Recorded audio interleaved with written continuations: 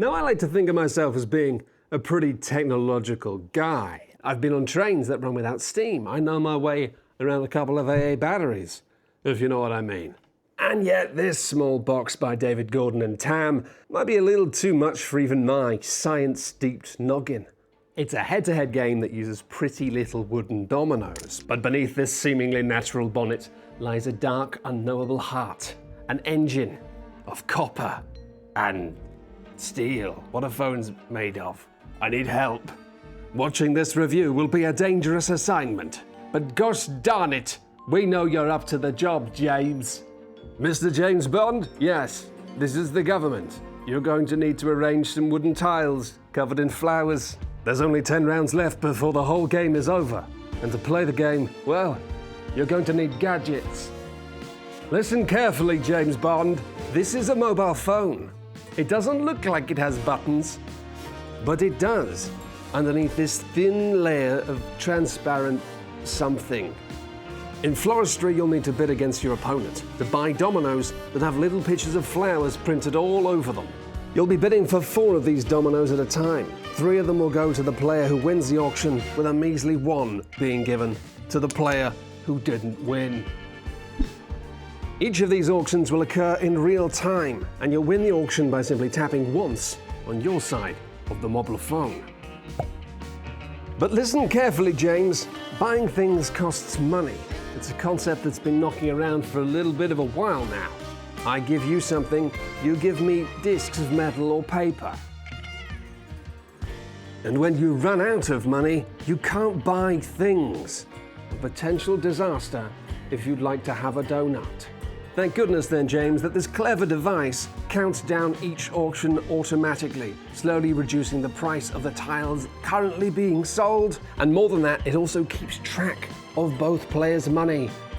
Not having to muck around with coins and paper money keeps those hands of yours free for driving the cars and shaking drinks. We'll also be retiring your special spy hamburger wallet, utterly indistinguishable from human meal/snack. But don't be sad about your wallet, James Bond, James Bond. Let's turn that frown upside down with 2 brand new gadgets. The lab rat wizards upstairs are calling this one a cardboard square. And that's not all. We're still currently testing this one for flaws and defects, but it's a special container that hides the identity of anything you put inside of it. It's called Project Bag, and it's a bag. Just bring those flowers home! Special thanks to the government there for that exciting but inexplicable introduction to Floristry. Now, obviously, it should now be pretty clear that I'm more than willing to waste your time with nonsense, but this game will not do that. In this 2-player head-to-head game, after 10 tight rounds, you're going to score for contiguous areas of the same flower types. With this sandwich board propped up between you and your opponent throughout the whole game, giving you a reminder of the points you're going to get for different amounts of each flower. And whilst you will always need to place dominoes adjacent to the ones that you've already placed, in a traditional non-diagonal touching style, that rigidness does not mean that you are wedded to the traditional structure of an unrelenting grid. Oh ho ho ho ho, I hear myself say. This grid is 100% wobbly. Eventually, as you clog it all up with dominoes from the auctions, you will lose that flexibility. But up until that point, you can wiggle it around to your heart's content. So maybe what you plan to be the center of your collection ends up being the top or the bottom or the left or the right. You get the picture. It's malleable. And this flexibility to just make more space in the direction that you need it is invaluable when you don't know what tiles are going to be up for auction next and which ones you're even going to win. And if you keep winning and winning and taking, then your options are going to become limited. But for reasons I mentioned earlier, when you win an auction, you get 3 tiles, the other player takes the remaining 1. It is possible that one player will be seriously cramped up whilst the other one is actually still a little bit breezy when the game ends. Because again, there are 10 auctions throughout this game, and the person who wins the auction gets 3 times as many tiles as the other player, which means if you're not winning the same amount of auctions throughout the game, which you might not, things might get a little uneven. And it's this disparity that makes these auctions feel really juicy. Because yes, you're going to go through 10 auctions throughout the game, and it's not just that by winning an auction you get tiles you want, you just flat out get 3 times as many tiles as the other player. Which means if the other player keeps losing auctions very frequently, which can happen, they're just going to have a lot less stuff. At the end of the game, if one player has drastically spent more money than the other, you are going to get some bonus points based on the difference in money. If you've got loads of money left and they've got none, you'll get points. But broadly speaking, as I'm sure you can imagine, in a game about auctions, you probably want to try and win some auctions. But now I just want to briefly address the robotic elephant in the room. I know that a lot of people aren't really cool or comfortable with digital implementations and stuff in board games, and all the time I think that's for decent reasons. A lot of the joy that I get from analog games comes from the fact that they aren't digital. And there is also that question of, well, will I still be able to play this game in 20 years, etc. Although I would argue that, are you going to play any of these games again in 20 years, is a different question that maybe the answer is also no. But that's fine. Life is ephemeral. Check it out. But what's lovely about the execution here in Floristry is it's so simple and so lightweight that I'm not concerned really that it's going to break or unexpectedly disappear. It would be naive to suggest that there isn't often a trade-off when you introduce these blasted but beautiful devices into the world of board games, but in this instance, it is honestly just great. First of all, because you don't need to focus at all on any of the upkeep or money, or even remember what round it is. Stripping away all of those logistics means you can just focus on playing the game. What tiles are available? What tiles do I need? What am I trying to do? What is my opponent trying to do? It is a simple game, yes, but it's all the better for just being able to focus on that simple game in front of you. And an immediate side effect of all of this smoothing is that the game just rockets by. Go, go, go, go, go, go, go, go, go, and then we're done. But just like all of the best simple games, this one is deceptively simple. Do not be fooled by the niceness of these flowers, by the chubby cuddlishness of those scorekeeping cats. Look at how the scoring in this game escalates. Look at some of the gaps. How many more points you get when you just get one more flower in a set. It's nasty. And because of that, it's easy to know which tiles you want when they appear in an auction. That red and green one will go just perfectly over there. But each of these auctions being real-time one and dones means you don't have the luxury of stopping to think about things. You need to know, okay, well, what's the value of that to me? What's the other player willing to pay for this set, do I think? But then you're then trying to cross-reference that with how much is that being affected by greed, desperation, people freaking out because they've not won an auction for a few rounds and they just need to get something? And it's then that you realize that the simplicity and the malleability of the game that you're playing on the table is really just freeing up more space for a mind game that you're playing in your head. And because all of that admin is being handled by your phone as well, sucking away all of that fluff and faff like a naughty genie being put back in a bottle, I think it means that more players can engage with that battle of the wits, that psych out. You don't have to be a big brain Barry to really get the most out of this game. You know, I do feel like a lot of the time, if you're the person that has to be the rules baron and the upkeep lord, that can sometimes interfere with your ability to actually get into the game. Who of us has not had an experience where you teach everyone how to play the game and then it's your turn and you've got no idea what to do because you've spent your neurons? But at the same time, sitting here and getting excited about the promise of, this computer is going to take away all of the admin of this game. I don't have to be the banker anymore.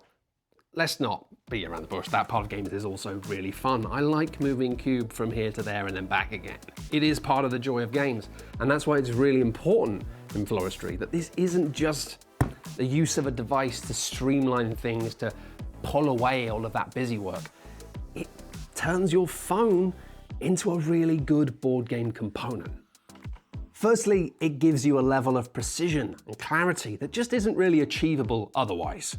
You've got a price that drops every second and then immediately freezes when one player taps their side of the screen. And it does it in a way that can't lie. It can't be fuzzy.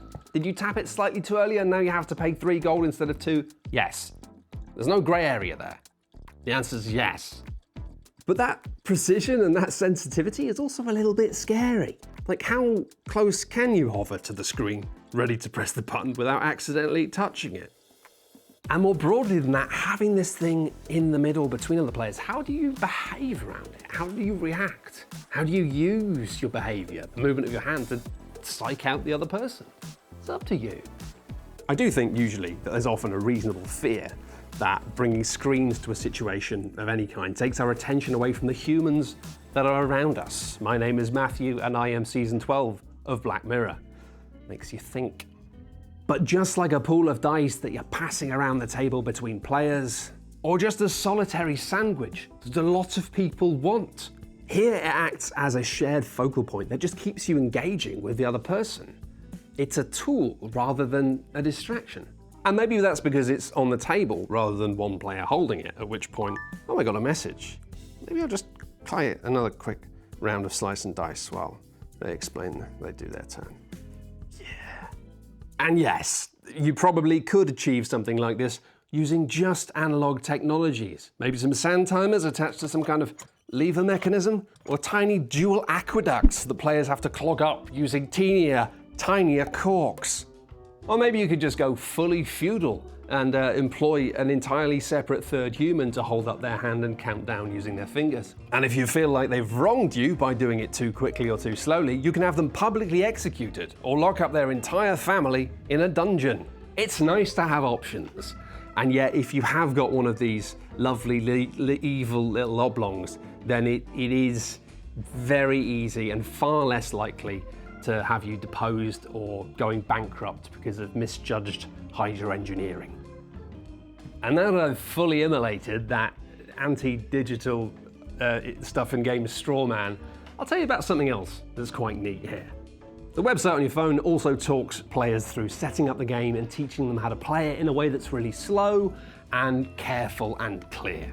It's too slow and too careful and too clear for me. It absolutely drives me bonkers. I just want all the rules now, put them straight into my brain. But I do appreciate that I am, in some ways, an edge case. More than that, though, this makes Floristry something that's so easy to nudge into the territory of a shut up and sit down recommendation. It's breezy to learn, so speedy to play. I mean, it says on the box, a quick 2-player game. And the amount of times I've had that sentence said to me and it's a lie, in this case, it's true. And I respect and love the box just for telling me the truth. Stop telling me a game is 90 minutes. It's not. You know it's not. And in fixating on all of the interesting ways that your phone sits in the middle and runs this game and makes it fast and peppy and delightful, I haven't gone into the obvious thing of the fact that these wooden tokens, these dominoes, delightful. The flowers, gorgeous. Placing them, making nice little shapes, satisfying, wonderful.